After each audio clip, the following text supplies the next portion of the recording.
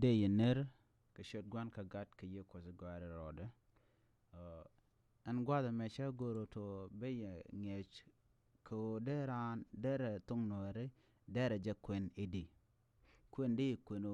di tung noere di kwen keje ajan dob dana bana to learn how to read here kian gwama don dera jin bode tok noer de kujana ko de ye kwen ke dera gadugo ke gadku ke nyaku eneram goro to de tung noer de janga bana tok ba aniam ala a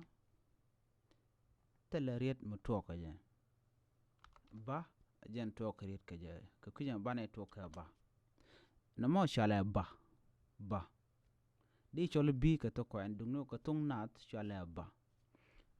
an dobo dana bana je to ko de kon tung no de kon kwen ke je bana to ko dobo me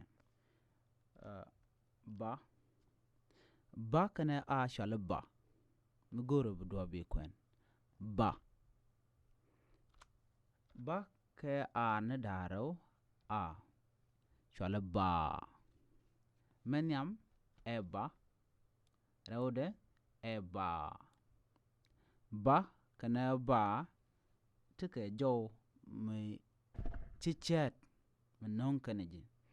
bana to ko de koriet de ne jalat ka ken kejen ba ka ba kana ba chana no men ka chala ba mishi name ke ba me mishalanga neme shalanga lamte goma nga mishi nga misha matin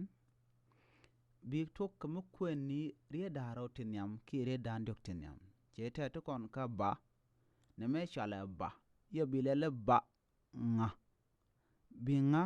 bi matin ba nga mulo no bang ajen do badana de kwen ka je kenyam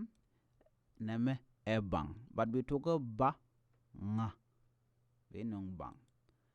mi e bana daro ba ke a mishol kona ba ka ci kon nga ci kon latin ba kon no mushal ba nga bang jen do mo di to ko je en do mo de tung no da o kami we ko nyam kon men nyago moy goma kam bu kona kak kel ba ke a kenna bi kon to ko ba na me shalanna ban na ban ke do mo di tung no du di je yalla ke jen mishit muton mishit kanum bante ko ken bu kon le nyoko liang ka kor gwada we woni amana no chilo de te